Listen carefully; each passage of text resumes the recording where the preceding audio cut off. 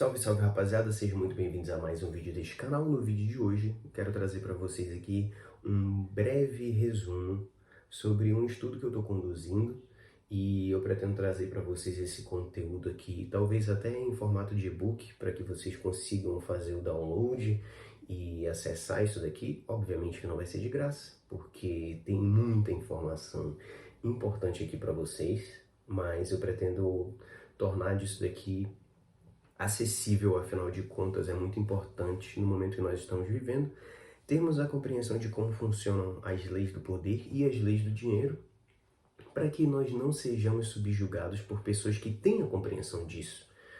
A palavra do Senhor diz que o meu povo perece por falta de conhecimento. Com o advento da internet, não é possível que a gente continue vendado, de olhos cegos, mesmo vendo tudo que está acontecendo ao nosso redor. Então, eu comecei a fazer esse estudo aqui, que está muito interessante, cara. Isso aqui eu escrevi rapidinho, foram muitas ideias surgindo ao mesmo tempo, a organização de coisas que eu já tinha algum tipo de visão. E, cara, fiz um compilado aqui para vocês para trazer esse vídeo hoje, porque faz tempo que a gente não faz vídeo e eu acho que esse assunto é muito importante. Afinal de contas, o eu, né, faz parte de um ciclo de poder. Por que existem indivíduos que exercem a sua vontade, que conseguem alcançar patamares de poder mais elevados, e existem outros indivíduos que por algum motivo ficam presos a uma realidade e não conseguem exercer sua vontade, sendo oprimidos, sendo colocado, tendo suas vontades, tendo seus desejos suprimidos e impedidos de serem alcançados quando eles são colocados juntos dentro de uma massa. Será que isso daqui, será que essa estrutura de poder, ela simplesmente existe à toa? Ou ela foi pensada e estruturada por grupos que já alcançaram poder? É exatamente sobre isso que trata esse estudo. Então, a capacidade de exercício pleno da vontade de gerar mudanças do eu, olha que interessante, para as demais áreas que circundam o cerne. O que é o cerne? É o centro do poder. Depende da compreensão ampla da dinâmica do poder. E essa dinâmica, ela envolve 4 círculos. Então, não imagine o centro do poder da maneira que a gente é ensinado na escola, por exemplo. Geralmente, a gente tem, por exemplo, as pirâmides, né? Onde na base você tem o eu, você tem as massas, você tem os pequenos grupos sociais, e aí você tem a infraestrutura, que são os grupos menores ali, as escolas, onde a sua família, os grupos que você faz parte e tal. Você tem a estrutura, né, que naturalmente envolve a polis, os hábitos do local onde você vive, da metrópole que você vive. Você tem agentes políticos, propagandísticos, você tem os bancos, você tem a esfera público-privada no modo geral, que oprime já a infraestrutura e a base, que são as massas, né? E o eu está contido nessas massas. E por último, você tem a superestrutura, que é o Estado e suas leis, a base fundamental do país e a cosmovisão. E lá no topo você tem a figura que representa o centro do poder, que é, no caso do Brasil, o presidente da República. Em outros países você tem o rei, você tem o primeiro-ministro. Então, geralmente nós somos ensinados que o poder ele vem de cima, né? Tem aquela máxima, o poder emana do povo, mas na realidade a estrutura que foi ensinada para a gente na escola foi que o poder ele está centralizado na mão de um determinado indivíduo e que a partir daí as demais classes obedecem à vontade daquele determinado indivíduo, através da organização dos seus grupos políticos de direita e de esquerda. Mas a grande realidade é que se nós pensarmos dessa maneira, se nós pensarmos o poder dessa forma, não tem de modo algum como um indivíduo sair da base e escalar dentro dessa pirâmide. E se ele consegue fazer isso, os meios são completamente limitados. Diferente de se nós pensarmos o centro do poder, né, a estrutura do poder em formato de esfera, onde o eu, obviamente, continua contido dentro das massas, mas ele consegue exercer influência em todas as outras áreas, mesmo não sendo o centro do poder, né? Então, o eu, ele é composto pelas suas habilidades.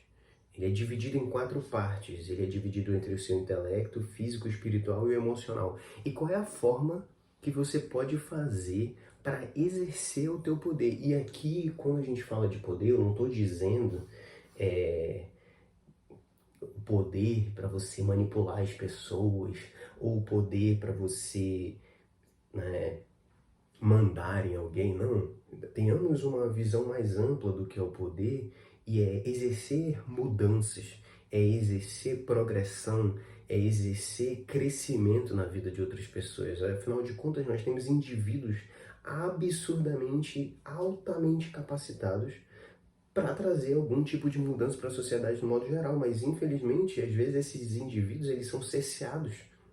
Eles estão presos dentro das massas e eles não conseguem ser ouvidos, porque eles foram ensinados que o poder vem de cima e eles estão presos ali na base daquela pirâmide e eles não vão conseguir sair dali.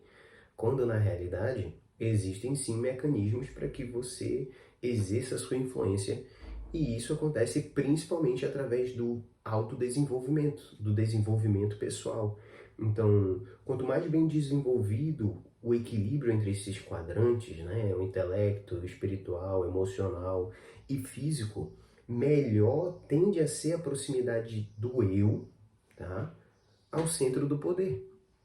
E entenda o centro do poder como a influência que você está exercendo. Cara, como é que eu faço para transmitir as minhas ideias? Exatamente como eu estou fazendo aqui. Existem mecanismos hoje dentro da internet para fazer indivíduos que antes estavam na base da pirâmide estarem hoje nas mesmas plataformas que pessoas do mais alto escalão social também estão.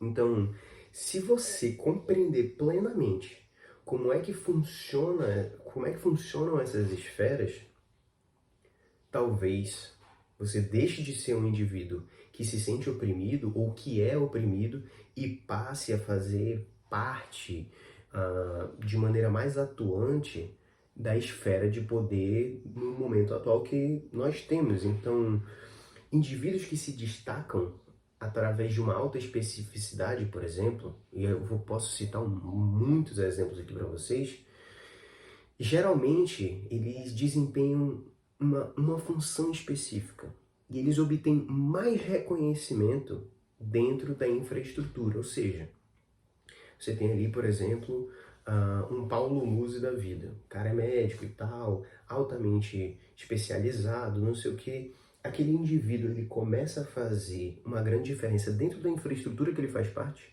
que é o trabalho, e esse conhecimento que ele tem começa a se expandir para outras áreas, e naturalmente a partir desse autoconhecimento que o indivíduo tem, ele não só é importante para o eu, né, por ter um autoconhecimento, ele é importante para a infraestrutura que circunda ele no dia a dia, o trabalho, os amigos, os parentes, etc e tal, mas ele também se torna uma parte fundamental da estrutura, porque de alguma forma o conhecimento dele está emanando para todas as áreas.